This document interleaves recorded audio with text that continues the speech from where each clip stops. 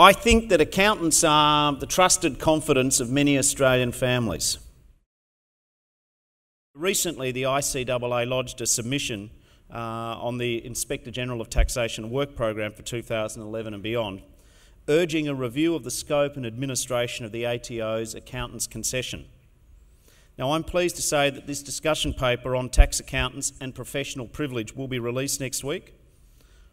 Just as your association will, I'd encourage you to look at it and contribute to the related discussions as we move forward. I'm up for a debate about accountants and access to the laws of privilege. I think that the extension of privilege to tax advice documents of accountants is by no means a foregone conclusion. I can see there are cogent reasons why we should engage in a robust debate on this issue. Your profession will rightly point out that the degree of candour and frankness in any tax advice given by accountants is tempered by the ability of investigatory agencies to access in certain circumstances the advice provided. Given the substantive, complex nature of advice provided by tax accountants to their clients, it can be argued that the absence of privilege puts the profession at a competitive disadvantage. You and your members have come a long way since you were established under Royal Charter in 1928. As you can probably tell, I did history rather than accounting at uni. But the fact that your membership work across such a wide and diverse range of the economy is full credit to you.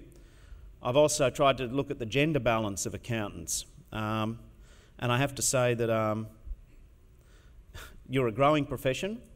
The number of people who are employed in accountants has increased by 24% since 2004 to 2009.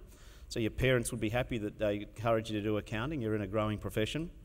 49% of accountants, going back to this gender balance proposition, 49% are female. So you're actually balanced, although I must have a look at the partnership of the big firms and see how that's going. They'll ring me about that. Upon checking, I also wanted to find out what's the average age of an accountant.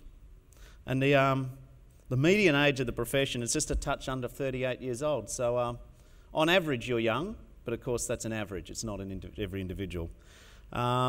And now 35% of your members are working in business. So it's not just, as I said, the traditional tax, audit and accounting advice to clients. What is good to know is that 3% of your members working for the government, so that's good. And the proportion of the number of accountants working within business is growing, as you would be aware of. So, you know, you're a profession which is on the growth. I do think we need to look at the issues of privilege around accounting. But then, of course, all of these things happen in the context of our economy.